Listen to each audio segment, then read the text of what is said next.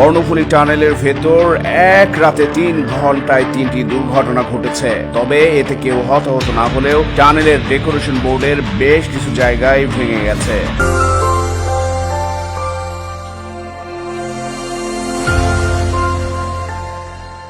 4 October শুক্রবার সন্ধ্যা 7টা থেকে রাত 10টার মধ্যে এই 3 দুর্ঘটনা ঘটে। শুক্রবার সন্ধ্যা 7টার দিকে একটি বরফবাহী ট্রাক টানেলের আনোয়ারা প্রান্ত থেকে পতেঙ্গা প্রান্তে যাওয়ার সময় চাকা ফেটে যায়। এই সময় ট্রাকটি উল্টো গিয়ে বরফ সড়কে পড়ে। পরে টানেলের নিরাপত্তা কর্মীরা ট্রাকটি সরিয়ে নিলেও বরফের পানি পরিষ্কার করা হয়নি। এরপর রাত 8টার দিকে একই স্থানে একটি প্রাইভেট কার নিয়ন্ত্রণ হারিয়ে টানেলের দেয়ালে ধাক্কা দেয়। একই স্থানে রাত 10টার দিকে আরেকটি প্রাইভেট কার নিয়ন্ত্রণ হারিয়ে টানেলের ডেকোরেশন বোর্ডে ধাক্কা দেয়। এতে বেশ কিছু ডেকোরেশন বোর্ড ভেঙে যায়। কর্ণফুলী টানেলে 3টি দুর্ঘটনা ঘটলেও কেউ হতাহত ও বড় ধরনের কোনো ক্ষয়ক্ষতি হয়নি বলে জানান টানেলের টোল ব্যবস্থাপক বেলায়েত হোসেন।